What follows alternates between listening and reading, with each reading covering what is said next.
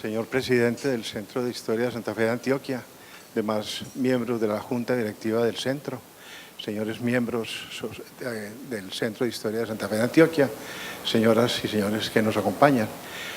Es un sentimiento de alegría y de honor el que me invade hoy estar en este recinto ante ustedes para presentarles esta reflexión, trata de serlo, sobre la manera como en Antioquia se vivió todo el proceso de la independencia a lo largo de 40 años, desde los comuneros, obviamente con una interrupción de prácticamente 30 años hasta el grito de independencia del 20 de julio y lo que pasó de ahí en adelante hasta que se sella la independencia finalmente en Chorros Blancos.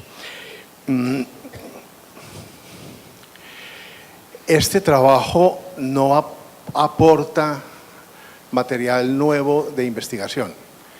Todo lo que hay aquí está en libros o en documentos previamente escritos.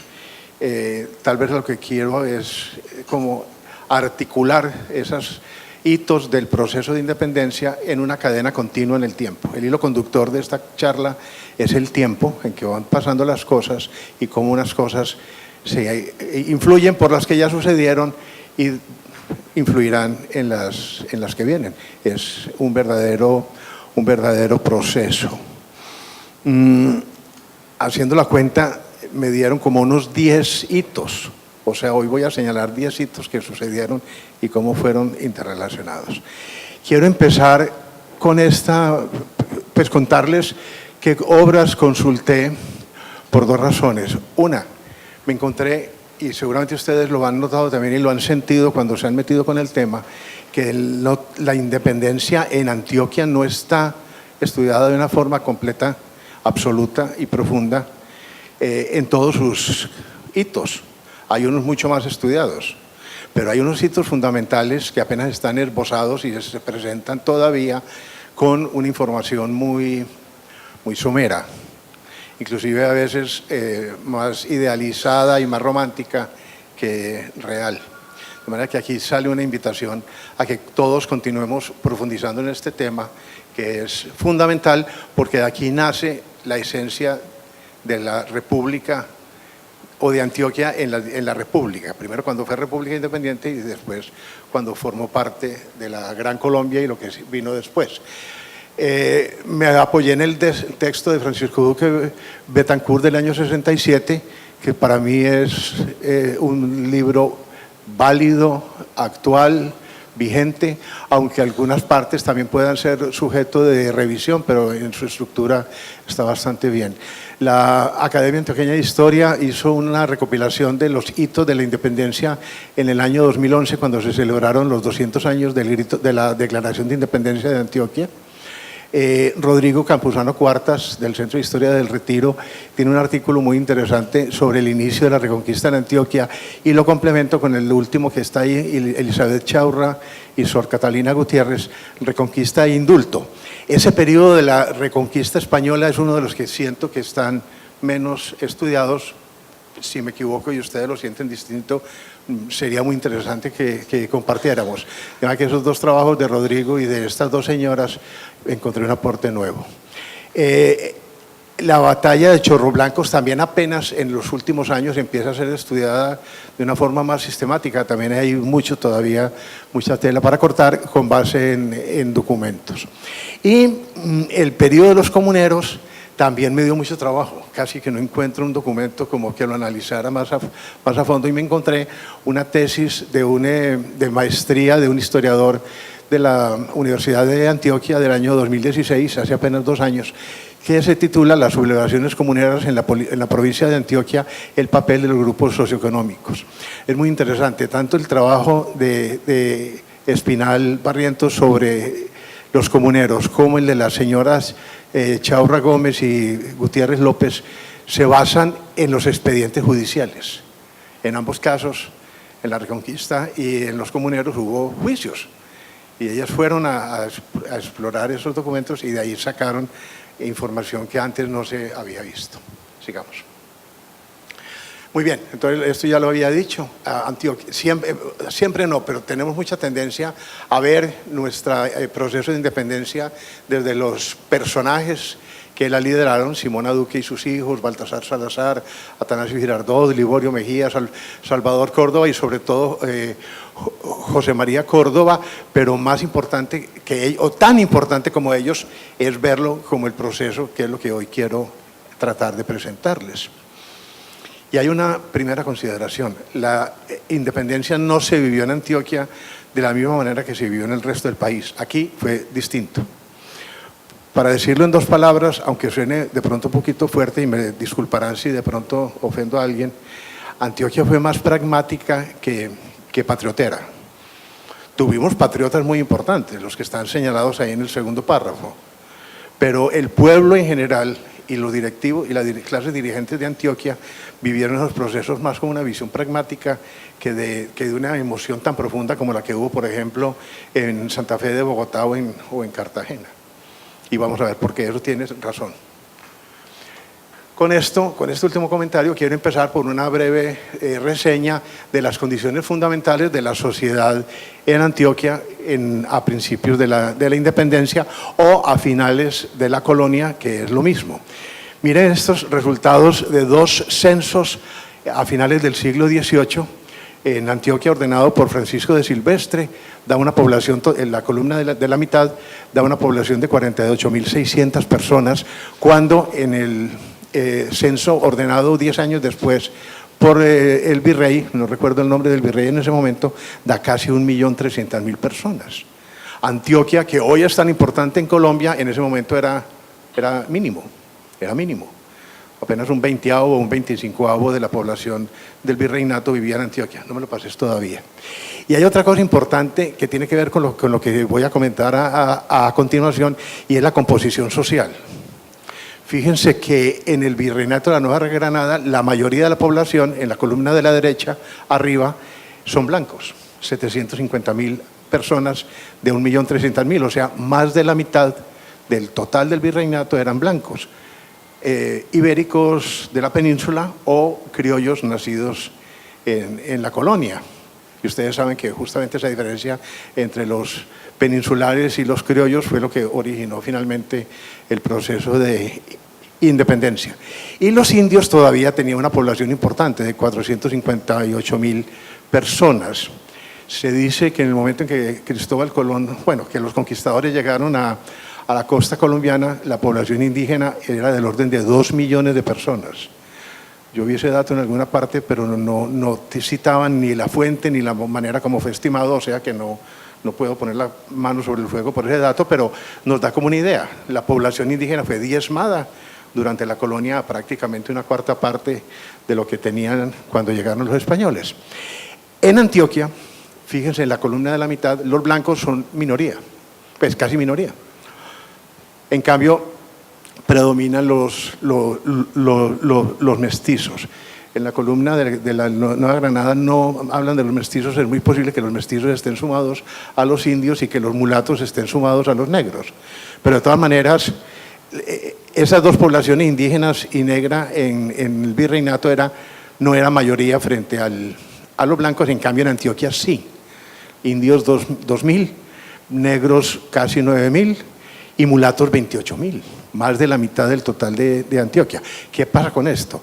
Que Antioquia tuvo que tener una movilidad social diferente a la del resto del virreinato, porque aquí no había suficiente población blanca para todos los oficios.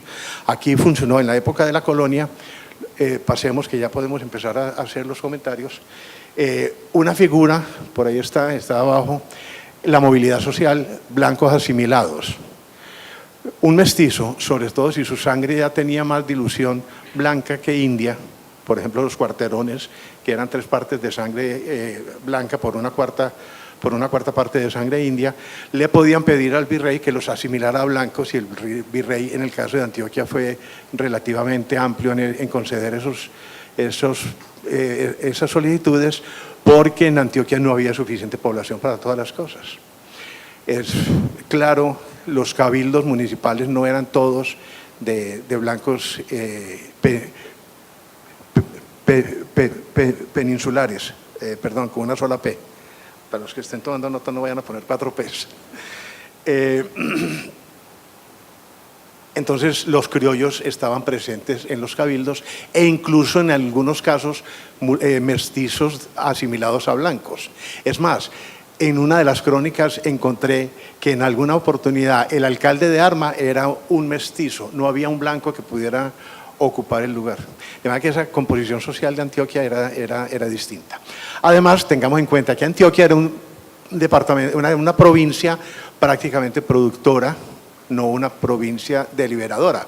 Era una provincia, primero, que estaba aislada por los caminos eran muy malos y aquí las comunicaciones tanto con el mundo como con el resto del virreinato eran muy difíciles. Había apenas 3 caminos que significaran una buena condición de comunicación: el camino de Espíritu Santo desde Santa Fe de Antioquia a Espíritu Santo en el río Cauca, el camino de Nare desde Medellín o desde Santa Fe de Antioquia pasando por Medellín, Río Negro, Marinilla, San Carlos, Nare, y el camino del sur que comunicaba con la provincia del Cauca. Pero muy poca comunicación había. Antioquia estaba muy encerrada, dedicada a una producción altísima de oro. Antioquia y el Chocó en la final de la colonia eran los principales productores de oro del Virreinato de la Nueva Granada y uno de los principales productores de oro de toda América.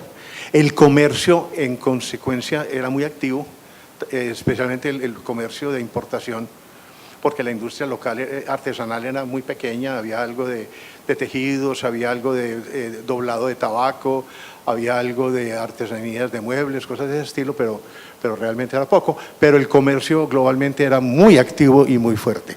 La agricultura y la ganadería eran difíciles y no muy desarrolladas porque el terreno no era muy apto. Pero fíjense que entonces las condiciones sociales de Antioquia, con esta reseña rápida que estoy haciendo, eran distintas a lo que pasaba, por ejemplo, en Bogotá o en Cartagena, y por lo tanto aquí había menos insatisfacción de los criollos y de los mestizos frente a lo que pasaba en las oportunidades que se les negaban en otras regiones del país. Obviamente ese proceso hay que estudiarlo mucho más. Esto lo encontré en una de las fuentes bibliográficas que menciono. Sigamos. El movimiento comunero está identificado claramente como uno de los antecedentes, o el antecedente más fuerte de la independencia antes de que la independencia originara. El movimiento comunero en Socorro, Santander, en marzo de 1781, cuando Simona Duque rompe el edicto de los impuestos de los alcabalas para la flota de Barlovento y el fortalecimiento de las figuras del estanco y del monopolio en productos como el tabaco, el aguardiente y la pólvora, que exacerbaron al pueblo. Ese acto hizo que el pueblo se levantara, se organizara, se fuera a Santa Fe de Bogotá. El virrey se asustó y mandó unos emisarios que negociaron con ellos y les concedió prácticamente todo lo que estaban pidiendo. El movimiento del Socorro no se quedó allá, sino que se expandió por todo el virreinato. Hubo comisiones de comuneros que viajaron por el río Magdalena llevando el mensaje a otros pueblos. Y en Antioquia hubo movimiento comunero. Hubo 2 movimientos comuneros muy importantes. Sigamos. El movimiento comunero de Guarne, que era básicamente o exclusivamente de mineros del oro, por una razón muy especial y distinta a lo que pasó en otras partes del país.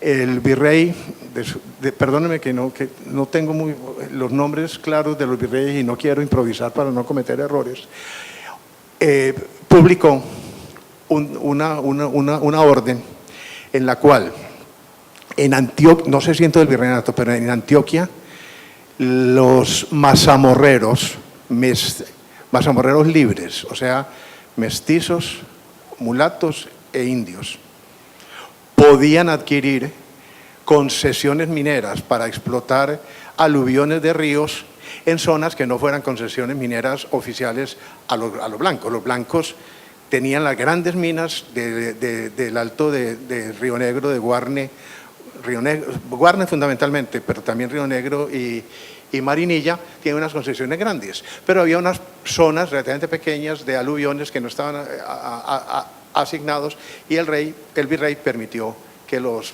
libres, mestizos, mulatos y indios, pidieran concesiones de eso siempre y cuando pagaran el impuesto del quinto real de la producción.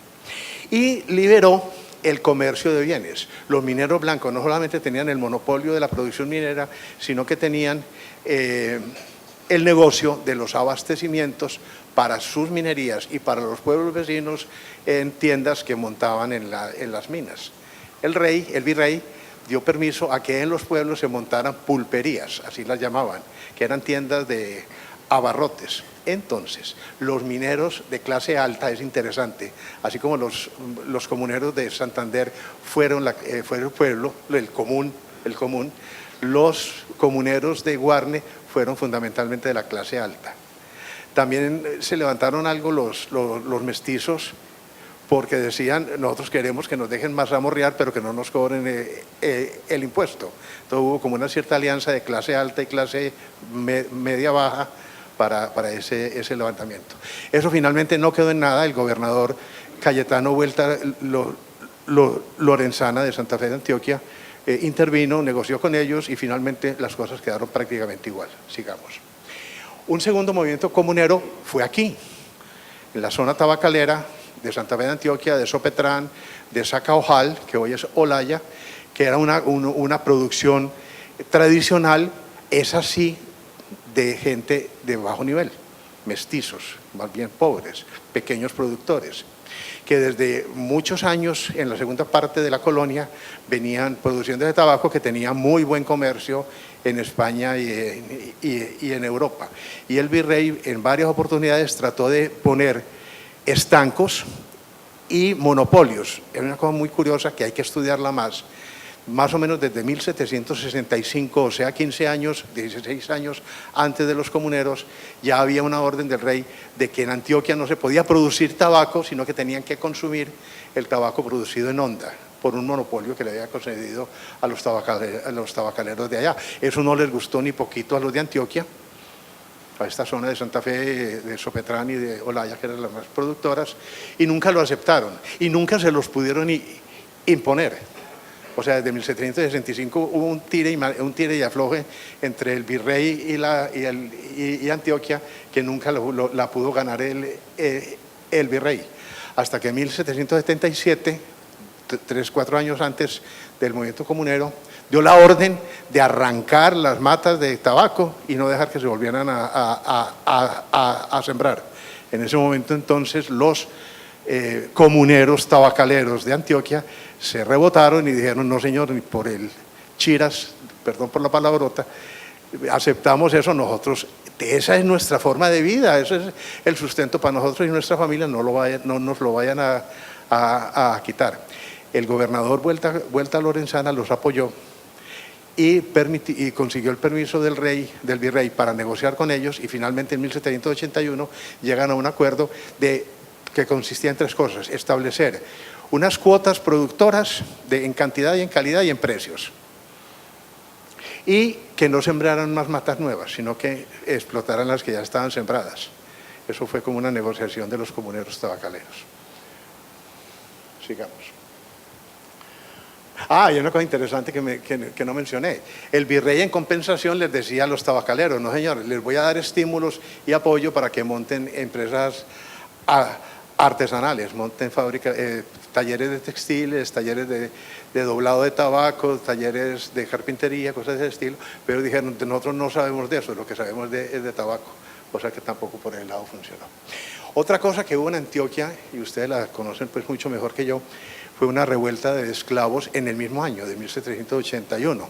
Ese no fue propiamente un movimiento comunero, aunque algunos lo mencionan ahí, así. Aquí lo que sucedió fue un chisme.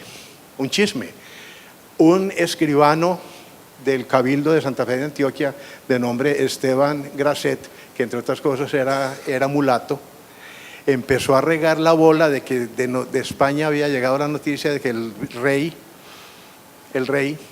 había expedido una cédula real que les iba a permitir a los esclavos negros ser libres si se avenían a pagar impuestos como pagaban los indios. Ustedes saben que en la época de la colonia, la corona prohibió que a los indios los esclavizaran, les permitía que trabajaran en parte para la corona, en parte para los encomenderos, pero ellos tenían toda la facultad de trabajar para ellos mismos y producir para ellos mismos. Eso sí, debían pagar impuestos. Entonces, la supuesta cédula real les iba a permitir la misma ventaja a los esclavos negros. Entonces, los esclavos negros dijeron, vamos por esa, cúmplanos. Y unos líderes, Pelayo, Juan, que el otro día no nos acordábamos del nombre, José Díaz, otro negro, y Javier García fueron los principales líderes que empezaron a pedirle a la gobernación de Antioquia, a Vuelta Lorenzana, que le cumpliera la cédula. Vuelta Lorenzana le dijo claramente, esa cédula no existe y ustedes son unos revoltosos, los negros no tienen por qué exigir cosas. Les aplicó mano dura, los juzgó, los encerró, los azotó, los devolvió a las minas y eso no paró en nada. Pero esas tres cosas, la revuelta de Guarne, que fue pacífica, la revuelta de los tabacaleros, que también fue pacífica, aunque hubo conatos de uso de fuerza, y la de los esclavos, mostraron que los oprimidos en la colonia podían protestarle al rey y pedirle condiciones distintas. La cosa queda así, pasan 40 años, llega el grito de independencia en Bogotá el 20 de julio, Claro que es bueno mencionar que ese 20 de julio tuvo unos antecedentes muy importantes que no se deben olvidar, varios. Uno muy importante, el gobierno virreinal venía en decadencia. Estaba descuidando la economía, estaba descuidando la infraestructura, los caminos estaban en malas condiciones, el comercio estaba de capa caída. Entonces la gente estaba aburrida, estaba inquieta. Tan inquieta estaba que el Cabildo de Santa Fe de Bogotá, compuesto por blancos, contrató a Camilo Torres, un abogado muy prestante, para que redactara una carta con toda la justificación y todo el detalle y con unas solicitudes muy concretas a la corona, primero que se dieran cuenta de que las cosas estaban muy mal y que necesitaban que hubiera reformas para que las cosas pudieran mejorar. Ese documento es el famoso Memorial de Agravios, tiene un título oficial distinto, pero es lo que conocemos como el Memorial de Agravios, documento que nunca llegó a su destino. Eso iba dirigido a la Junta Suprema de Indias en España. Ese documento se perdió y alguien lo encontró en 1830, 20 años después. Nunca cumplió su función el famoso y muy importante documento del Memorial de Agravios. Llega el 20 de julio, que todos conocemos, se declara el Cabildo Abierto declara independencia de la corona, reconoce a Fernando VII como su rey y le pide que venga, siempre y cuando venga a reinar a la Nueva Granada, pero el rey estaba preso. Ese es otro antecedente importante. En 1808, Napoleón, con una treta, le pide al rey Carlos IV de España que le permita pasar sus ejércitos de Francia a Portugal para embarcarlos en la lucha que tenían con Inglaterra, y el rey Carlos IV les acepta. Cuando están cruzando España, Napoleón traiciona al rey y se declara invasor de España y derroca al rey. El rey renuncia, abdica a su corona en favor de su hijo Fernando VII. A Fernando también, en una trampa en Francia, Napoleón lo llama a negociar y realmente lo que quería era apresarlo, y la corona española queda en manos de José Bonaparte. Eso también desanimó muchísimo a los criollos en toda la colonia. Ese grito de independencia es exitoso porque el Cabildo Abierto declara la independencia, derroca al virrey Amari Borbón. El virrey no acepta, porque lo invitan a que presida la Junta Suprema de Gobierno criolla que estaban formando. El virrey no acepta, entonces lo apresan, después lo liberan y lo expulsan del país, y vamos a ver qué sigue después. Dejemos ahí la historia. ¿Qué pasó en Antioquia con el grito de independencia en Bogotá? Prácticamente nada. La noticia se conoció tarde, aquí la gente estaba en su cuento de producir, de estar tranquilo. Es más, tenían cierta tendencia a aceptar la monarquía, entre otras cosas por lo que ya comenté, que aquí las restricciones no eran tan sentidas y había como más movilidad social, había más amplitud para ciertas cosas, aunque no en absoluto. Ya vimos lo que pasó con los comuneros en Antioquia. Hubo algunas familias, sobre todo aquí en Antioquia, en Río Negro, en Marinilla, que se dividieron. Algunos estaban a favor de continuar, de aceptar ese grito de independencia de Bogotá, unas pocas, pero la mayoría seguía apoyando al rey. Sigamos. Pero Antioquia y toda la colonia, todo el virreinato quedó en el limbo jurídico. Ya no dependían de España, porque se habían declarado independientes. No reconocían al rey José Napoleón, porque reconocían a Fernando VII, que estaba preso. Y ya habían declarado que con ninguno de ellos tenían vínculos, se tenían que organizar. Entonces empieza a surgir la Junta Suprema de Gobierno en Bogotá, que digámoslo de paso porque voy a volver sobre el tema, lo primero que hace es convocar a un congreso constituyente de las provincias del antiguo virreinato de la Nueva Granada para dictar una nueva constitución para crear la República Independiente de la Nueva Granada. Antioquia hace lo mismo. Antioquia dice, nadie me está mandando, me tengo que mandar yo misma. Entonces elige una Junta Suprema de Gobierno y, como detalle interesante, le pide al gobernador Francisco de Ayala, español, que presida la Junta Suprema de Gobierno Autónoma de Antioquia. O sea, tan poquito gana tenía de independencia absoluta que le pide al gobernador que presida esa Junta y siga siendo gobernador de la provincia. Francisco de Ayala no acepta, porque dice, no, yo soy leal a la corona, ella es la que me nombró, yo no les puedo aceptar a ustedes, entonces nombran otra persona. En Bogotá, como ya dije, la Junta Suprema de Gobierno empieza entonces a convocar a las provincias de gobierno independiente, empieza a convocar a las provincias para que envíen delegados a un congreso constituyente para crear la República de la Nueva Granada. No todas las provincias aceptan enviar delegados, porque algunas ya tenían más la vocación de una independencia absoluta que integrarse con el centralismo de Bogotá, que tampoco les decía mucho. Si el virrey no los había puesto bolas, mucho menos unos aparecidos ahí que eran unos revoltosos, les daban confianza. Entonces hubo muchas provincias, algunas provincias que no mandaron delegados. Antioquia mandó delegados y una delegación de lujo. Estaban el presbítero José María de la Calle, José Manuel Restrepo, Juan del Corral, en total eran 9.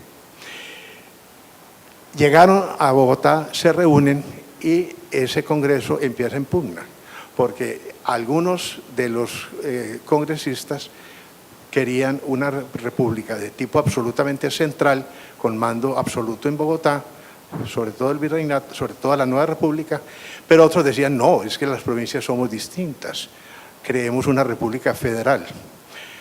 El primer presidente de esa junta, que fue Jorge Tadeo Lozano, tenía tendencia federalista, y con la oposición del centro grande, él tuvo que renunciar y asume la presidencia de la Junta Antonio Nariño, claramente con tendencia centralista. Pero las provincias no le juegan, se retiran y solamente quedan, como dice la última frase, Cundinamarca, Popayán, Quito y Villa de Leyva, y crean el Estado soberano de Cundinamarca como república independiente, pero quedan por fuera todas las demás. Sigamos. Antioquia, entonces, pues los delegados vuelven a Antioquia, dan su informe, entonces Antioquia dice, no, aquí lo único que nos queda es nosotros ser también un Estado soberano, independiente de todos, independiente de Bogotá, independiente de España, pero vamos a ver qué pasa con Bogotá. Por lo pronto organicémonos aquí y se crea, ya se había creado la Junta Suprema de Gobierno. Esa Junta de Gobierno convoca a un Congreso Constituyente, se dicta una Constitución provisional en junio de 1811, a ver qué pasa. Ese mismo año, Camilo Torres lidera una figura muy interesante, que es la Confederación de Provincias Unidas de la Nueva Granada, una nueva república de carácter federal, basado en el modelo de los Estados Unidos de América. En todo este proceso, Estados Unidos ya llevaba 50 años de independencia y con régimen federal había grupos de Colombia, de Nueva Granada, que les interesaba ese modelo y lo copiaron para la propuesta de la Confederación de Provincias Unidas de la Nueva Granada, así se llamó. Asistieron Antioquia, Cartagena, Neiva, Pamplona y Tunja y firmaron la nueva Constitución en noviembre de 1811 como República independiente de España y unificada en la Nueva Granada, pero de carácter federal. Antioquia entonces ya se dicta su propia constitución como Estado soberano de la República de las Provincias Unidas. En enero de 1812 esa constitución ratifica que las Provincias Unidas, que Antioquia sigue perteneciendo a las Provincias Unidas. En Bogotá ese año se desata una guerra civil de las Provincias Unidas contra el Estado soberano de Cundinamarca, primera guerra civil nuestra, dolorosa. Eso no se... Pues desde el principio ya demostramos que no éramos capaces de resolver los problemas con la negociación y el diálogo, sino a la brava. En esa guerra civil de Camilo Torres contra Nariño interviene Simón Bolívar. Simón Bolívar acababa de llegar de Venezuela, lidera los ejércitos de Camilo Torres, invade, las provincias tenían sede en Tunja, invaden Bogotá, se toman Bogotá y derrocan al presidente del Estado Soberano de Cundinamarca, que deja de existir y ya queda solamente la República, la Confederación de Provincias Unidas de la Nueva Granada. Sigamos. Esa de la derecha es la bandera cuadrilonga, que era la bandera oficial que usaban las Provincias Unidas, esa. 1811. Parece que muchas de las primeras batallas de independencia hubiera sido esta la bandera que se usó y obviamente no la tricolor que vino mucho después. Sigamos. Llega el año de 1813, que fue crítico. Fue crítico en todo el virreinato y muy crítico en Antioquia. Y ahí tenemos un hito fundamental en toda esta historia. El primer campanazo de alerta lo da Juan Sámano, que había sido enviado por el rey José Napoleón a tratar de recuperar las colonias americanas que se habían perdido. Lo envía concretamente a Quito. Quito formaba parte del virreinato de la Nueva Granada, pero era una provincia. Sámano se toma a Quito y se lo arrebata pues a la independencia y se mueve hacia el norte y llega hasta Popayán. A Popayán llega el 1 de julio del año 1813 y todos se ponen en alerta. Ya viene la reconquista española, viene por el sur, nos tenemos que preparar. Antioquia reacciona muy rápido.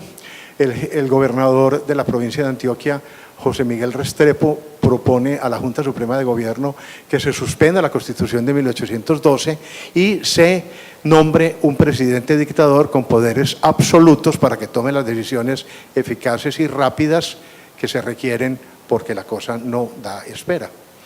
La Junta Suprema de Gobierno acepta las dos cosas, se autodisuelve ella, suspende la Constitución de 1812 y nombran a Juan del Corral como presidente dictador. Ustedes pues conocen a Juan del Corral mucho mejor que yo, no me voy a detener sobre él, era un comerciante exitoso de la ciudad de Antioquia.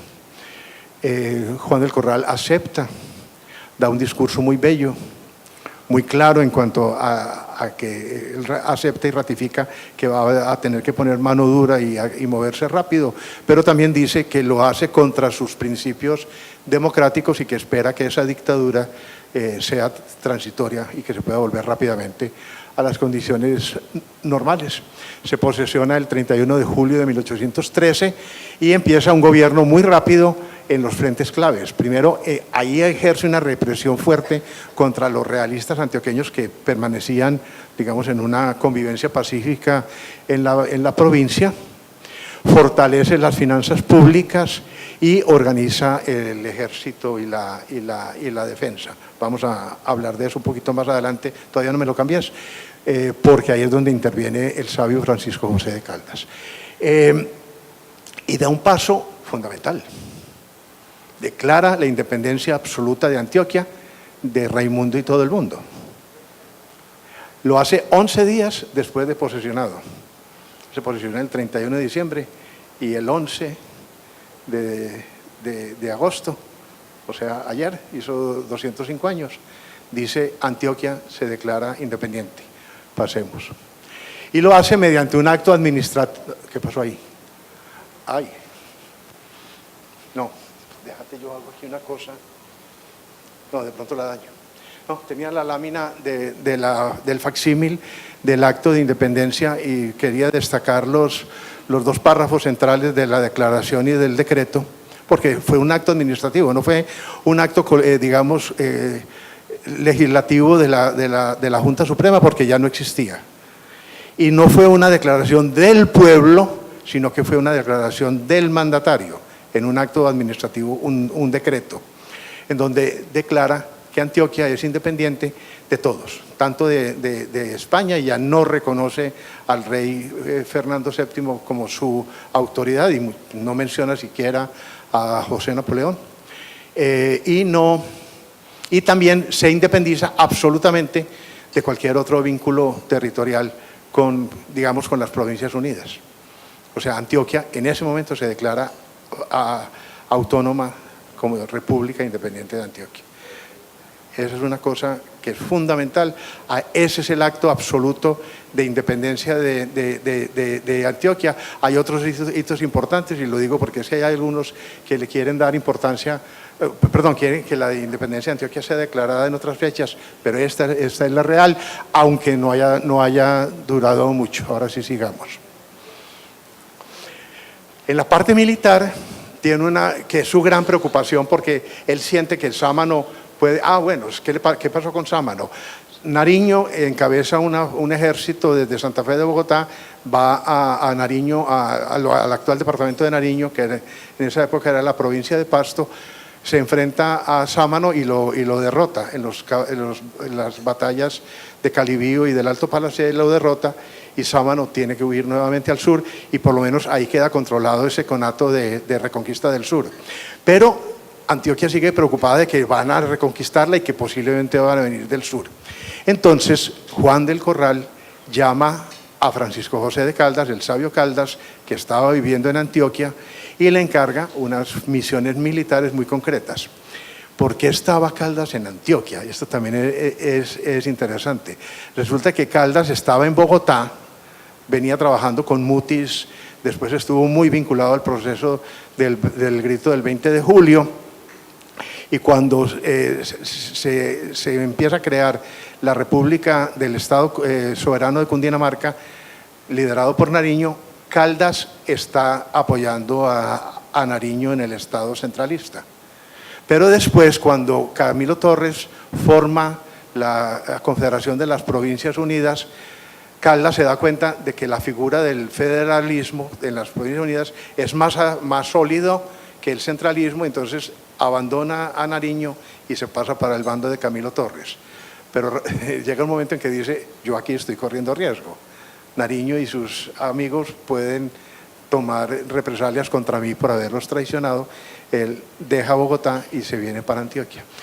Muy afortunado, porque entonces Juan del Corral lo vincula a su proceso y le encarga 3 misiones. La primera fue diseñar y construir un sistema de defensas militares en el sur, en la frontera con la provincia del Cauca, que era por donde él creía que iban a venir las tropas realistas. Entonces organiza los fuertes de Bufú, Cana, Telégrafo, Retirada y Arquía, que están por allá por la zona de Supía, de Marmato. Todavía hay algunas ruinas. Hay un académico de la Academia Antioqueña de Historia, el coronel Ahmed Restrepo, que lo ha estudiado bastante y tiene un libro muy interesante que habla de eso. Los expertos en estrategia militar dicen que fue un conjunto de defensas muy bien planificado bajo el punto de vista militar y muy eficaz. Y allá desplazan militares que empiecen pues como a trabajar en esa zona.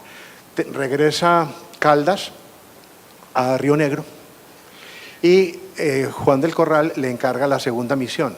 Hágase cargo de la maestranza. Él ya había organizado, mientras Caldas estaba por allá, la maestranza como fábrica de armas y de pólvora para abastecer el ejército que estaba organizando y había ordenado fundir las campanas de todas las iglesias para fabricar cañones y fusiles. Entonces se encarga a Caldas del manejo de esa fábrica y lo encarga de una misión muy delicada: fabríqueme pólvora, que no tenemos. ¿Cómo vamos a tener fusiles si no tengo pólvora? La pólvora está hecha fundamentalmente de 3 minerales, de carbón, de azufre y de nitro. Antioquia es productora de azufre y de carbón en buenas proporciones, pero no había nitro. Caldas empieza a hacer experimentos de laboratorio, a ver cómo puede sustituir el nitro, en fin, y finalmente resuelve el problema. ¿Cómo lo resuelve? No sé. Las crónicas no han profundizado en ese punto. Las notas, los escritos del sabio Caldas no se refieren concretamente a él cómo resolvió el problema del nitro. Hay algunos investigadores que sugieren que en la provincia de Santander, lo que hoy es Santander del Sur, ya habían resuelto el problema, entonces que trajeron de allá la tecnología. Ese detalle yo personalmente no lo sé, si alguien lo conoce se lo agradecería, porque finalmente Caldas resuelve el problema del nitro y fabrica pólvora. Entonces la maestranza ya se dedica a fabricar cañones, fusiles y pólvora. O sea que el problema está resuelto. Y las municiones, pues las balas. Entonces viene la tercera misión, que es organizar la Escuela de Ingenieros Militares para formar cadetes y oficiales para fortalecer el ejército.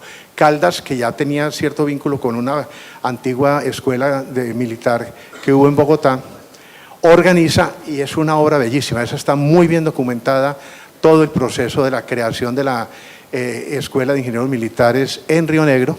Empieza a funcionar en marzo, finales de marzo, principios de abril, la fecha no está muy concreta, de 1814. Se vinculan unos 20 alumnos, entre ellos Manuel Antonio Jaramillo, José María Córdoba fue alumno de Caldas en la escuela, Pedro Uribe Restrepo, Alejandro Vélez Barrientos, Hermenegildo Correa, Indalecio, y hay otros más, son como unos 20. Tenía profesores muy ilustres, el mismo sabio Caldas fue profesor, el doctor José Félix de Restrepo en matemáticas y en otras cosas, el coronel Manuel Roergas Serviés en estrategia militar. En marzo de 1814. En octubre, 6 meses después, del Corral decide trasladar la escuela para Medellín y la anexa al Colegio del Estado Soberano de Antioquia, o de la República de Antioquia, que es el antecedente de la Universidad de Antioquia. Entonces la escuela fue anexa, no estuvo dentro de la estructura a lo que hoy es la Universidad de Antioquia. Algunos dicen que esta escuela es el antecedente de la escuela de la Facultad de Ingeniería o de la Universidad de Antioquia o de la Facultad de Minas, cosa que no es verdad, porque no hay una continuidad en el tiempo y están muy separadas en el tiempo, pero espiritualmente sí hay un vínculo en que Antioquia empezó con una escuela de ingeniería militar y después abrió las escuelas de ingeniería civil. Liborio Mejía, el gran prócer, que fue presidente de la República de Colombia, antioqueño, y José Manuel Restrepo, un hombre muy importante que tuvo mucha participación en los procesos que siguen, fueron, digamos, pupilos, discípulos de Caldas, aunque no estuvieron en la escuela de ingenieros. Muy bien. Caldas, del Corral deja todo esto marchando, muy bien, organizado, muy bien, eso estaba muy bien, pero muere, una afección pulmonar, una pulmonía, lo mata muy joven, el 7 de abril de 1814, lo sustituye el presbítero José Miguel de la Calle, un gran hombre, hizo un gobierno breve pero muy productivo, firmó la ley de la libertad de los hijos de las esclavas que había promovido José Félix de Restrepo y Juan del Corral, lo sustituye ya después en propiedad del gran Dionisio Tejada, que convoca una nueva asamblea constituyente en Envigado en el año de 1815 que adopta otras medidas, entre ellas abolir el régimen dictatorial único y regresar a Antioquia a las Provincias Unidas de la Nueva Granada. O sea que Antioquia como república independiente no dura sino de agosto del 13 a abril del... No, ¿dónde es la cosa? Bueno, creo que es finales del 15, pero es en el 15 en todo caso. Sigamos. Y ahora sí se viene la de verdad, la reconquista. Fernando VII recupera el trono formalmente, digamos, ejecutivamente el 4 de mayo de 1814, aunque ya había sido liberado por Napoleón, o por lo que quedaba pues, del gobierno de Napoleón a finales del 13, o sea, en un proceso de más o menos unos 6 meses, Fernando VII logra recuperar el trono. Lo primero que hace es tratar de poner orden en la casa. Los franceses le entregaron el reino en unas condiciones que no eran las que quería ni él ni el conjunto de la sociedad española. Pero muy rápidamente, después de resolver los problemas principales, empieza también a ponerle atención a la recuperación de las colonias en América, a hacer la reconquista, y envía varias expediciones. Contra la Nueva Granada envía a Pablo Morillo, que sale de España, llega a Cartagena en agosto de 1815 con una flota muy poderosa, 66 barcos muy bien dotados y 12.000 hombres. Ahí viene entonces el desembarco en Cartagena, el sitio de Cartagena, que dura más de 3 meses, en los cuales Morillo le corta todos los suministros de comida, de agua, de atenciones pues, básicas para la vida a Cartagena. Cartagena resiste heroicamente, no se rinde, empieza a morir la gente, vienen las enfermedades, hubo una peste que diezmó mucho más la población y finalmente a principios de 1816, principios del 16, no lo tengo claro, Cartagena finalmente se rinde, Morillo entra a Cartagena y lo que encuentra son cadáveres andando por la calle. Pues cadáveres en sentido figurado, personas completamente acabadas físicamente, enfermas, y bueno, toma prisionero a los que él considera fueron los líderes que todavía vivían, los fusila, todo el rey. Bueno, organiza 4 misiones reconquistadoras, una que se va a quedar en la zona de la costa, otra que va a entrar por el río Atrato y va a ir hasta Popayán para recuperar Chocó y mantener activo Popayán como vínculo con la corona, una tercera que libere el río Magdalena, llegue a Honda y suba a Bogotá, y la cuarta contra Antioquia.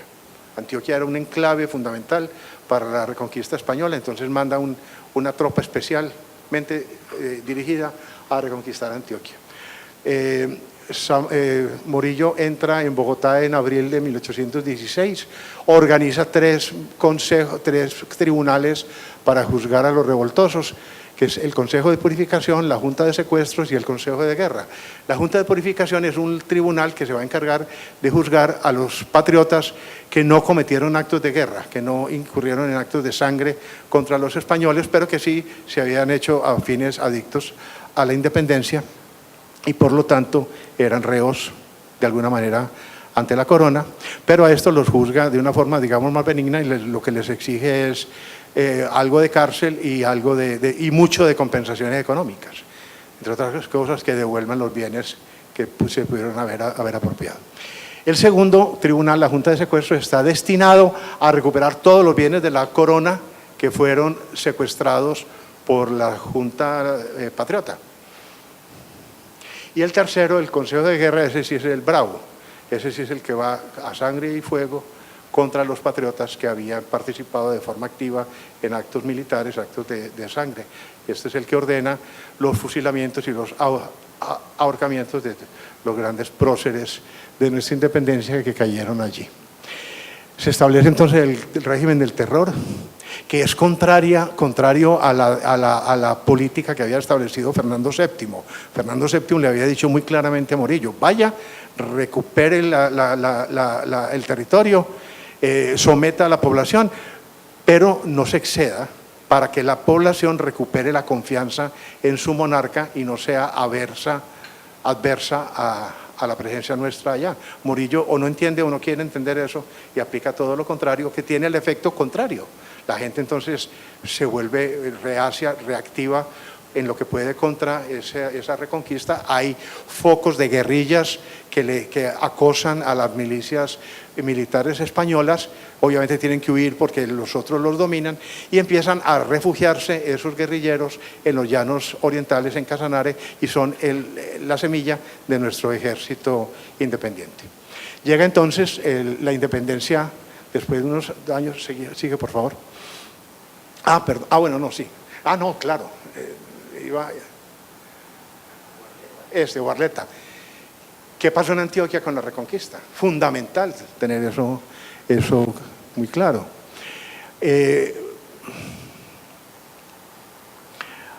Como decía ahora, uno de los ejércitos que envía Morillo desde Cartagena es contra Antioquia, lo lidera Francisco Guarleta, se viene por Mompox, llega a Antioquia, entra por Nechí, Zaragoza, Remedios, que eran no solamente centros de producción de oro muy importantes, sino también enclaves en las vías de comunicación de la costa con Antioquia. De ahí salían unos caminos que venían hasta Santa Fe de Antioquia por Cáceres, luego Espíritu Santo, luego subían a Yarumal, a Angostura, y de ahí seguían para el interior de Antioquia. Se toman Nechí, Zaragoza y Remedios en 1815, a principios. Avanza y llega a Medellín. Hay una cosa muy curiosa que yo no tengo clara la razón. Él se toma Medellín y no se toma Santa Fe de Antioquia. A Medellín llega el 5 de abril de 1815 y no tiene ninguna resistencia. La gente, no hay un ejército que se le oponga y la sociedad civil en general lo acepta. Había, según tengo entendido, según infiero de lo que he leído, que la sociedad de Medellín, en general la de la provincia de Antioquia, no estaba muy satisfecha con los procesos de la independencia, esa misma inestabilidad política de la que hemos hablado y el hecho de que la libertad no nos había beneficiado. Aquí decían, estamos viviendo un desorden, necesitamos que alguien venga a poner orden. Entonces, en cierta medida, veían a Guarleta como la posibilidad de que viniera a poner orden. O sea que en general la población era hostil a la independencia y no era reacia a la reconquista. Obviamente Guarleta fusila a algunos militares, pero en general a la población también, igual que en Bogotá con la Junta de Secuestros, con el primer tribunal que mencioné, les aplican más las compensaciones económicas que cárcel y mucho menos fusilamiento. Aquí no hubo fusilamiento de héroes, hubo algunos militares de mando medio, pero en general aquí no hubo muertos en la Reconquista. Pero sí hubo unas sanciones económicas fuertes a la clase dirigente, a los productores, algunos de los cuales inclusive tomaban la iniciativa, esto es muy penoso decirlo, de más bien ir a sobornar al militar antes de que llegara, venir, toma, negociemos un bolsillo y quedémonos tranquilos, déjame tranquilo. En fin, pero la cosa era de ese orden. Otra vez el espíritu pragmático frente a la posibilidad de una vivencia más patriotera. Yo quiero hacer un énfasis en esta cosa. Yo no estoy asignando juicios de valor a estas cosas que estoy diciendo. No estoy diciendo que esta gente haya actuado bien o mal, pero así fue como actuó. Esa es la lectura de la historia, sin que yo pueda decir eso fue bueno o malo o todo lo contrario. Obviamente tampoco fue generalizado.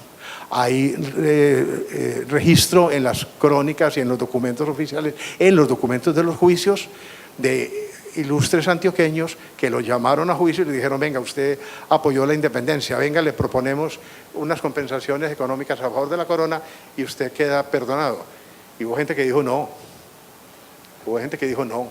yo juré lealtad a la causa independista y porque yo creo en ella y me sostengo, haga conmigo lo que quiera. Haga conmigo lo que quiera. Ese proceso, este detalle que estoy mencionando, es otro que vale la pena profundizar bastante en la investigación porque no ha sido muy documentado. En el trabajo de las dos señoras que mencioné hay algunas menciones de ese estilo, pero hay que seguir profundizando. Guarleta sigue para Bogotá, deja encargado de la gobernación a Vicente Sánchez Lima, que gobierna entre 1816 y 1818. Sánchez Lima agudiza las políticas de perdón y de conciliación porque las considera más efectivas que la mano dura. Incluso hace un trabajo positivo de desarrollo, busca mejorar las condiciones de salud, de instrucción pública, que eran muy deficientes, de aseo, la agricultura, que era muy difícil, para tratar de que Antioquia progresara. Esto le genera tan buena receptividad en la comunidad que él se atreve a solicitarle al virrey Francisco Montalvo, que había restituido el virreinato en la Nueva Granada, que conceda un indulto general para todos los antioqueños. Él le dice en una carta al virrey: aquí la gente lo quiere, aquí la gente quiere al rey, indúltelos, no los persigamos más, no los molestemos, dejémoslos que vivamos tranquilos. Eso no le gustó a Pablo Morillo, porque Pablo Morillo le había dejado a Barletta la orden de mano fuerte. Entonces ver que Sánchez Lima se va completamente por el lado contrario, Morillo se manifiesta molesto, Sánchez Lima se da cuenta de eso y dice: la van a coger contra mí. Entonces deja el cargo, renuncia y se va del país. Después hay noticias de él de que llega a Jamaica. Lo reemplaza Miguel Balbuena, que mantiene la mano blanda, pero después nombran a Carlos Tolrá, que ese sí viene ya a ejercer mano dura contra Antioquia, y también es una actuación más violenta. Esa figura que hay ahí de Carlos Tolrá es ya el mayor en España en sus últimos tiempos. No pude encontrar una foto, una figura, un óleo más joven. Sigamos. Como tampoco pude encontrar ninguna imagen de Sánchez Lima. Eso no significa que Antioquia no hubiera sido patriota. Como decía ahora, hubo familias, personajes que defendieron el principio de la independencia frente a la reconquista. Y hubo todavía más patriotas que mantuvieron la lucha militar activa en favor de la causa de la independencia. O sea, la imagen no puede ser que Antioquia se marginó completamente. Entonces tenemos figuras tan importantes como las que hay allí en el cuadro, en la pantalla, que finalmente murieron, pero murieron fuera de Antioquia. Tenemos el caso de Atanasio Girardot, antioqueño de la ciudad de Antioquia, que murió en el Bárbula. Baltasar Salazar de Río Negro, que murió en la batalla de Tacines, y otros que no murieron en batalla, pero fueron apresados y fusilados por la Reconquista, como Liborio Mejía, antioqueño, que inclusive alcanzó a ser presidente de las Provincias Unidas de Colombia, fue el último presidente de las Provincias Unidas de Colombia antes de que la Reconquista las disolviera. Él es apresado y finalmente fusilado. José María Dávila, José María Rubla, José Joaquín de Hoyos y Dionisio Tejada. Hay una cosa muy, muy dolorosa. Dionisio Tejada es apresado en Bogotá y fusilado por la independencia. José Miguel de la Calle, que permanecía en Antioquia, fue uno de los que pudo negociar el perdón prácticamente por el mismo delito. Uno resulta indultado y el otro resulta fusilado. Eso no denigra de la Calle, contra de la Calle. Y simplemente fueron dos personajes que vivieron su época.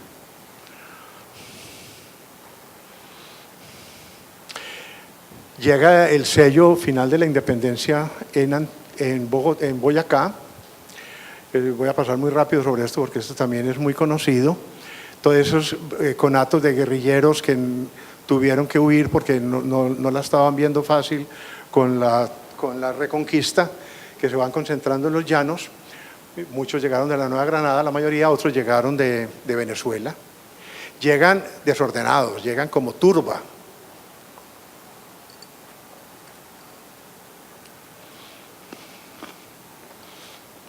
Sin ninguna organización, sin ningún camino que seguir.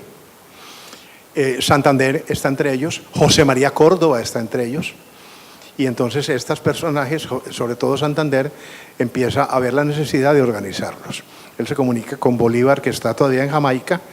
Bolívar le acepta, le dice: encárguese usted de organizar un ejército allá y yo voy a ver aquí cómo la manejo para apoyarlo y después para que nos juntemos. Santander cumple muy bien su misión de organizar esas guerrillas, forma el Ejército Libertador, Bolívar regresa de Jamaica, se une con Santander, deciden salir a atacar entonces al virrey, salen de Mantecal en los Llanos Orientales el 27 de mayo y llegan a Socha, cerca de Tunja, el 10 de julio, 2 meses cruzando la cordillera, por el páramo de Pisba, que era una ruta muy poco usada, solamente la usaban los indígenas, los españoles no la usaban, no era conocida, y por ahí entonces no lo iban a detectar que se estaban moviendo. Pero definitivamente fue un paso muy duro, era un camino muy estrecho, invadido por la maleza en muchas partes, no cabían las turegas, algunos cañones tuvieron que ser abandonados porque eran muy grandes, los poquitos que tenían. Los soldados iban en fila india muy lentamente. Del calor al frío se enfermaron, hubo varios que murieron. Finalmente llegan a Socha y se reorganizan, tienen algunas escaramuzas con las tropas realistas y finalmente las 2 grandes batallas de Pantano de Vargas el 25 de julio y la batalla de Boyacá el 7 de agosto, que el año entrante celebraremos el bicentenario, sellan la independencia de Colombia. O sea, ese proceso de reconquista termina por lo menos en la zona central. Bolívar entra triunfante a Santa Fe de Bogotá. El virrey Juan Sámano, que había sustituido a Montalvo, se da cuenta a tiempo, le avisan del triunfo patriota en Boyacá. Él huye hacia Cartagena, pero huye no para escapar, sino para reorganizarse, para fortalecerse y reorganizarse en Cartagena y volver a la carga. Juan Sámano no se rinde con la batalla de Boyacá.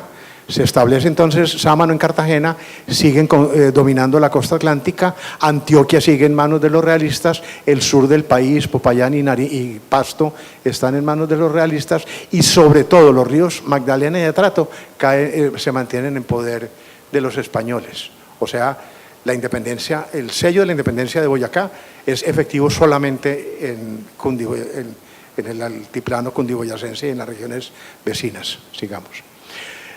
Bolívar dice, no nos podemos quedar aquí, no nos podemos sentar en los laureles, hay que seguir. Entonces empieza a enviar tropas libertadoras a otras zonas del país, él mismo se pone al frente de ellas, y a Antioquia envía a José María Córdoba. Lo había conocido en los Llanos Orientales, había participado Córdoba en la batalla del del Pantano de Vargas y del puente de Boyacá, y Bolívar se da cuenta, a pesar de su juventud, de que es un hombre en el que puede confiar y le confía la recuperación de Antioquia. Lo envía con una tropa de más o menos unos 300 hombres, organizada, bien armados. Llegan por Nare, por el camino de Nare suben a Medellín y entran en Medellín el 30 de agosto de 1819, o sea, 23 días después de la batalla de Boyacá. Se mueven muy rápido, en 23 días ya están de Bogotá en Medellín. No tienen resistencia, así que como Barleta entró a Medellín y no obtuvo resistencia, José María Córdoba tampoco la tuvo al entrar en Medellín, porque Carlos Tolrá, el gobernador de mano dura, no tenía buen respaldo militar en ese momento en la provincia, entonces sale también hacia Cartagena a fortalecerse. No podemos decir que haya huido, él va a fortalecerse para regresar. De hecho, regresa muy pronto. Esto fue el 30 de agosto, si no recuerdo mal, alrededor de noviembre, octubre-noviembre, Carlos Tolrá ya vuelve, ya entra en Zaragoza con una tropa para tratar de derrotar a José María Córdoba. Córdoba se da cuenta de esa movida, envía una tropa pequeña, creo que eran del orden de unos 30 soldados dirigidos por Carlos Robledo, derrotan a Carlos Tolrá en Zaragoza. Tolrá ya desaparece de la escena, después aparecerá pues, en otras batallas, pero por lo menos ya deja de asediar Antioquia. José María Córdoba se apersona entonces del mando de Antioquia como gobernador, pero asume fundamentalmente funciones de gobernador militar.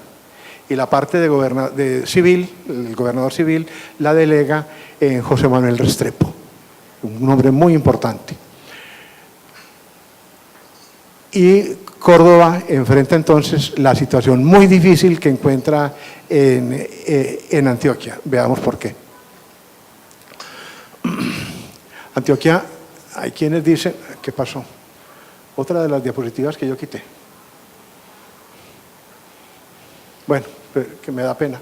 No estaba ahí, fue que pensando en que de pronto me iba a extender mucho, quité algunas de las diapositivas, pero ahí está escondida.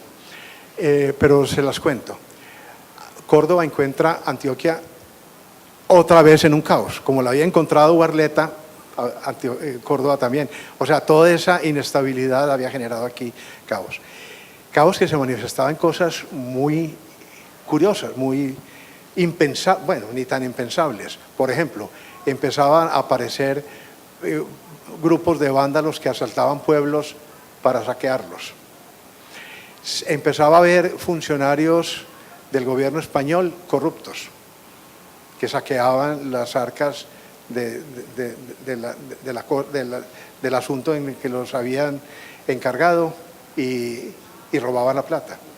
Caldas empieza a actuar con mano dura contra todo eso. Ahí el caso, desafortunadamente está en la otra diapositiva y no tengo buena memoria de nombres, de un oficial español o un funcionario español aquí en Santa Fe de Antioquia que le encuentra unos faltantes grandes en sus cuentas que no las puede justificar. José María Córdoba le da 2 días para que la justifique y no lo hace, y Caldas, José María Córdoba lo fusila. ¿Alguien me ayuda con ese nombre? Manuel del Valle. Muchas gracias. Muchas gracias. Alguien, inclusive después, entiendo que un esclavo subalterno de él aboga por él, pero ya después de que lo fusiló, usted fue injusto, y queda la duda, pero posteriormente con documentos, ahora recientemente se demostró que efectivamente la corrupción sí existía. De manera que Caldas, José María Córdoba no la tiene fácil en esa reconquista de Antioquia, pero la enfrenta. Y se le viene encima otra vez Barletta. Recordemos que Sámano, con los restos de su ejército, se está refugiado, y con las otras tropas de las demás zonas que no habían sido derrotadas o no habían sido tocadas por el proceso de la independencia de Bolívar ni de Santander, está fuerte en Cartagena. Entonces reorganizan ejército y mandan a Barletta, esta vez con un ejército importante, a que se tome nuevamente Antioquia. Barletta vuelve, entra por Zaragoza otra vez, entra el 31 de diciembre de 1819, o sea, en agosto, septiembre, octubre, noviembre, diciembre, 4 meses después de que Caldas, tengo Caldas fijado en la cabeza, hombre, Córdoba, ha reconquistado Antioquia. 4 meses después, Barletta está nuevamente en Angostura, y 2 meses después, un mes después, el 4 de febrero, ya está en Yarumal y en Angostura, en Zaragoza, y un mes después, el 4 de febrero, ya está en Yarumal y Angostura, y ahí establece su cuartel general, preparándose para venir a tomarse Medellín, Río Negro y Santa Fe de Antioquia. Córdoba acababa de sufrir un grave accidente de caballo el 28 de diciembre de 1819. Yo esa historia no la tengo muy clara. Hay quienes hablan de que él estaba medio borracho y pavoneándose en el caballo, descrestando a la novia, el caballo lo bota, él se da un golpe fuerte en la cabeza. Yo no sé si la primera parte es verdad, pero la segunda parte sí es verdad. Él se cae del caballo, se da un golpe muy fuerte en la cabeza, queda inconsciente e inclusive lo dan por muerto. Lo llevan, lo atienden, él no se ha muerto, lo atienden, permanece 2 semanas en coma. A las 2 semanas empieza a recuperar el conocimiento, pero recupera el conocimiento de una forma, digamos, él no está en buenas condiciones, ni mentales ni físicas. Él no coordina bien el habla, no coordina bien las ideas, no se puede mover y permanece en convalecencia unos días más. Cuando recupera su plena conciencia, le dan la noticia de que hace rato Barletta entró por Zaragoza y que ya está en en Yarumal. Entonces Córdoba dice, no hay tiempo que perder. Denle la orden al batallón Cazadores que se organice y salimos ya mismo a enfrentarlos. Entonces le dicen, bien general, pero usted no está en condiciones. Nombre un delegado que encabece las tropas y Córdoba dice, no, el comandante soy yo y aunque no pueda montar a caballo, nos vamos. Me llevan en silla de manos. ¿Cómo sería la humillación de Caldas con esa soberbia, con esa gallardía, esa presencia, llevado por personas en una silla de manos que él asociaba como un símbolo de la realeza y de la nobleza española? Caldas, Córdoba, hagamos una cosa, por favor, ustedes metan en la cabeza, cuando Luis diga Caldas, es Córdoba. ¿Por qué tengo a Caldas metido en la cabeza de tal manera? Bueno, en todo caso, la humillación de Córdoba, sentado en una silla, llevado en andas por 2 personas al frente del ejército. Llegan a Santa Rosa el 1 de febrero. Pues ya hace rato está por ahí Uarleta.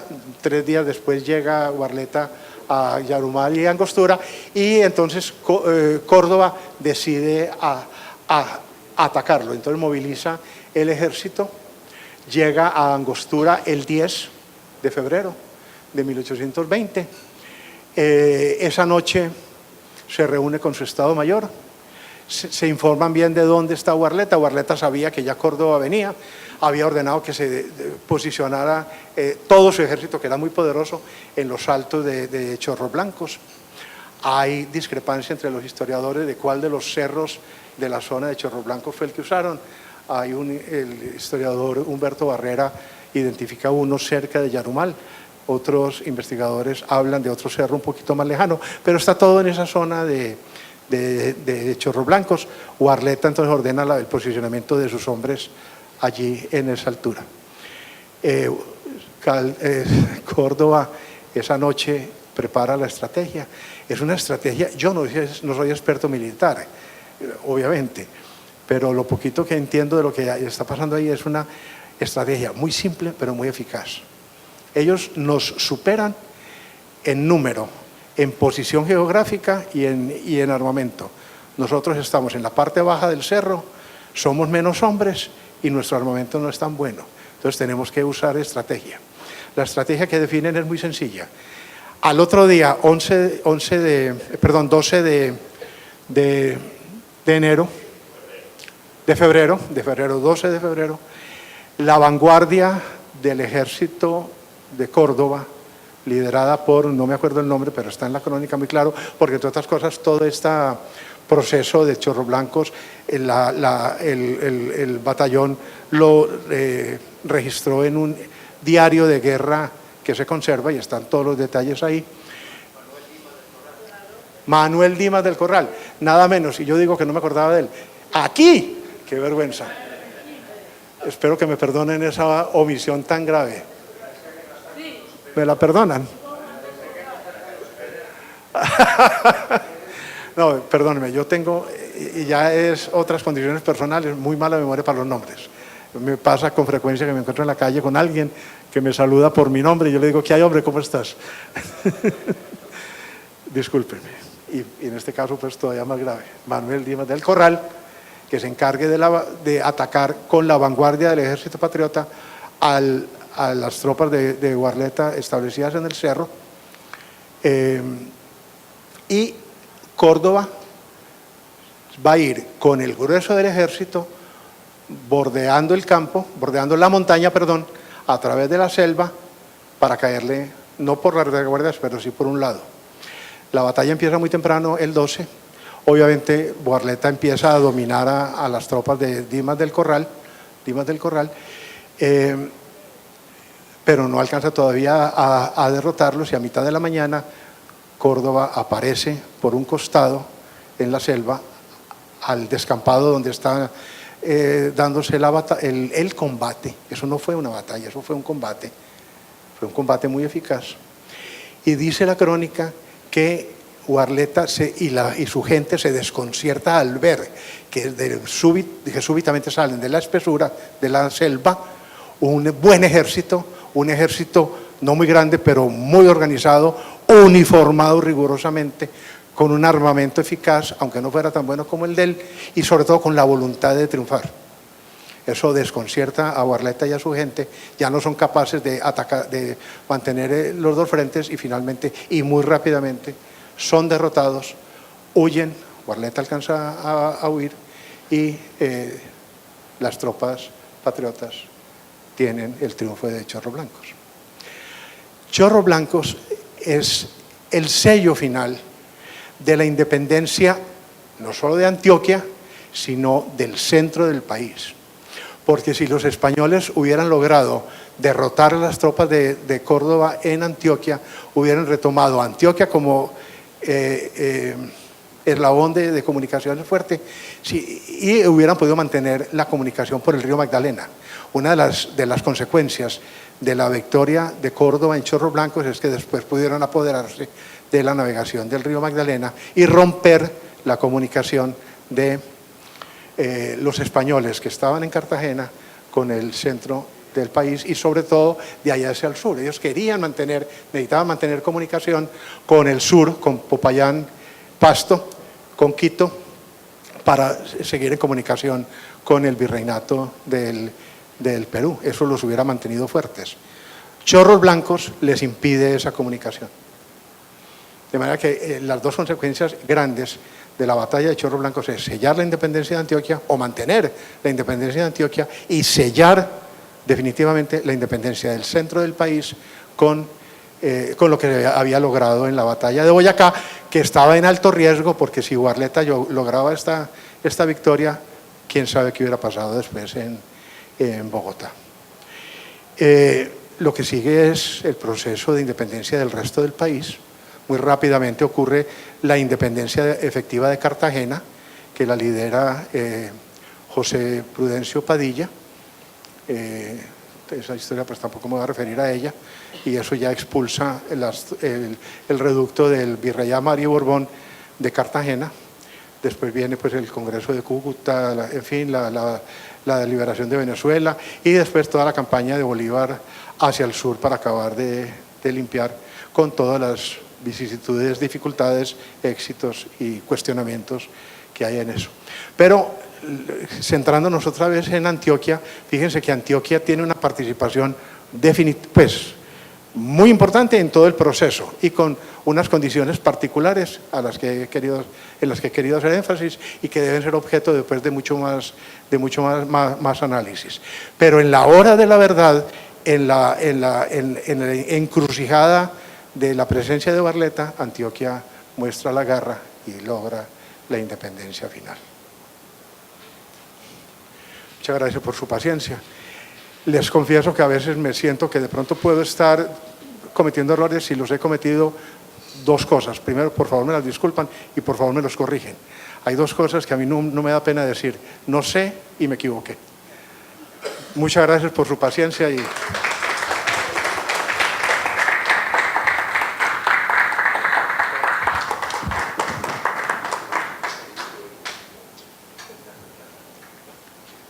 Historia de Antioquia en Colombia. Sí, señor. Felicitaciones. Gracias, Juan. Muchas gracias, Luis Fernando. Una visión completa de esos 30 años, de 1781 a 1820, 21. Señor secretario.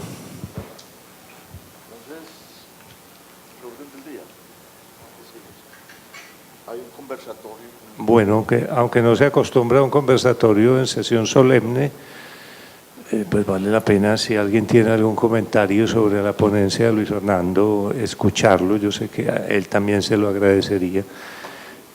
Sí. Quiero comenzar pues resaltando lo que ya dijo Luis Fernando, ¿no? No hay nada nuevo, pero es una ponencia que sintetiza muy bien esos 30 y tantos años, desde 1781 hasta 1820. que pocas veces se hace, y creo que ese es el valor de esta ponencia, que nos muestra casi que holísticamente esos revoltosos años. Yo solamente quiero apuntar a dos cositas. Una, estamos en Santa Fe de Antioquia, hemos estudiado muy poco el tema del alzamiento de los esclavos aquí. Existen publicadas los juicios a Pelayo y a los demás. Ese es un punto que deberíamos de pronto aprovechar para estudiar un poco más. También me llamó la atención el hecho de que, aunque Antioquia era la capital, miren que desde 1815 ya como que no se le paraba muchas bolas en algunos aspectos a Santa Fe de Antioquia y se quedaban en Medellín, ¿no?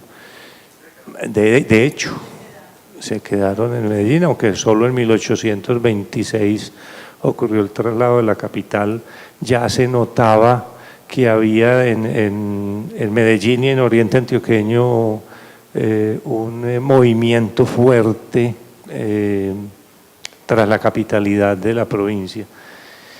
Y finalmente quiero que también deberíamos aquí en Santa Fe de Antioquia estudiar un poco más, ahora que se viene el Bicentenario, que incluye Chorros Blancos, resaltar el papel de la gente de Santa Fe de Antioquia en esos años. Yo insisto en el papel de Carlos Robledo, lo alcanzó a mencionar Luis Fernando, de Santa Fe de Antioquia, el coronel Carlos Robledo. 3 días después de Boyacá, el 10 de agosto, le escribe Bolívar a Córdoba pidiéndole que libere a la provincia de Antioquia, y le dice: ahí le pongo en onda al coronel Carlos Robledo con 30 hombres, más los que vendrán de Anzoátegui, que es el que los acaba de completar, y Carlos Robledo espera a Córdoba, allí en el río Magdalena, y sube con Córdoba. ¿Por qué quiero resaltarle a Carlos Robledo? Fue el primero que llegó a Medellín, es decir, de hecho, obviamente bajo las órdenes de Córdoba, pero antes de Córdoba a Medellín llegó Carlos Robledo. O sea, efectivamente la libertad de Medellín ocurre por Carlos Robledo. Y en Chorros Blancos hay mucha gente que cree pues que Córdoba, por sus problemas de salud, su participación fue tangencial. José Manuel Restrepo dice que fue Carlos Robledo el que lideró el combate de Chorros Blancos. Ese es un tema que también deberíamos estudiar aquí en Santa Fe de Antioquia, documentar bien, y esta es la época justa para empezar a hacerlo en esta celebración del Bicentenario. Esos comentarios quería hacer. Si alguien más quiere decir algo, es bienvenido.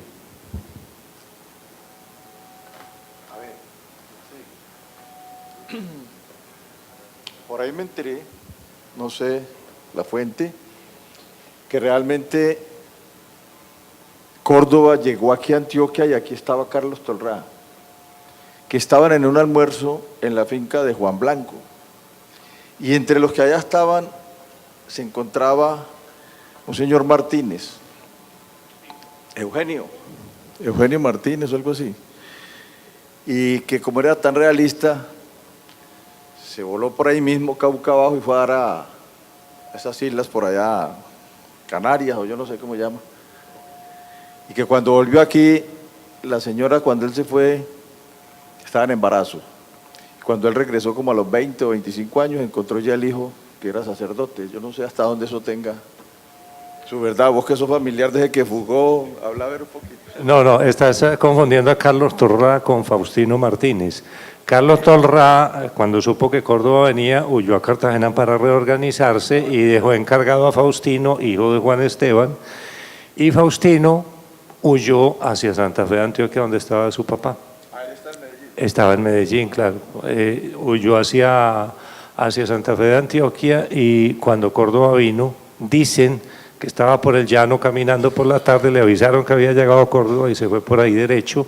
Faustino lo cuenta en carta a Sámano, que existe, cuenta que le tocó huir con 2 soldados, aguantando hambre a pie por aquí, supongo que por el Espíritu Santo, supongo que por ese camino, huyó hacia la costa y regresó, dicen el día que se estaba entregando la Catedral Basílica, en 1837, regresó de España. El hijo sacerdote es Valerio Martínez, dueño de la casa que habitamos hoy justamente. Entonces, no era Carlos Tolrá, sino Faustino, la historia, bisabuelo de Rebeca, sí.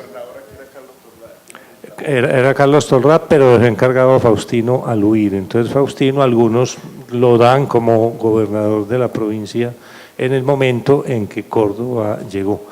De hecho, y ahí entra de nuevo Carlos Robledo, Córdoba envió a Carlos Robledo a perseguir a Faustino y no lo pudo alcanzar. Lo estaba alcanzando cuando Córdoba le dio la contraorden de que regresara para ir a liberar el Chocó. Muchas gracias por todo. Hacemos oficial, Luis Fernando, tu pertenencia desde este momento al Centro de Historia Colombiana correspondiente con la entrega del diploma correspondiente. Muchísimas gracias.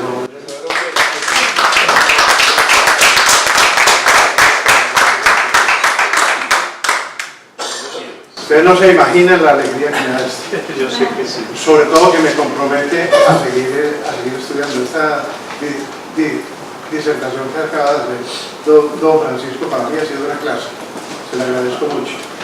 Tendría un par de comentarios que los podemos hacer ahora en privado para no extenderlos, pero sí quiero destacar una cosa. Usted mencionó la cantidad de documentos que hay en los archivos históricos, empezando por el de Santa Fe de Antioquia, el de Antioquia, el archivo histórico de Antioquia, que duermen hasta ahora el sueño de los justos sin que nadie los aproveche para construir la verdadera historia.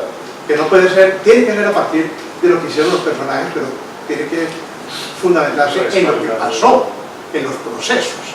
El personaje es muy importante como líder, como participante, pero es el proceso en sí mismo. Y usted menciona ahí una cantidad de cosas que ameritan todo el estudio. Vamos a digitalizar. Vuelvo a esto. Muchas gracias, señor presidente, muchas gracias, señor de la Junta, muchas gracias, colegas del Centro de Antioquia. Me uso esta palabra por primera vez y lo hago con orgullo de verdad. El Centro de Historia de Antioquia es un referente en todo el país. Y no lo digo porque esté aquí, sino porque desde antes, inclusive desde antes de estar en la Academia Pequeña de Historia, sabía de la importancia del Centro de Historia de Antioquia y nunca me imaginé que tendría el honor de estar aquí. Muchas gracias, espero no defraudar porque estará a la altura de la obligación.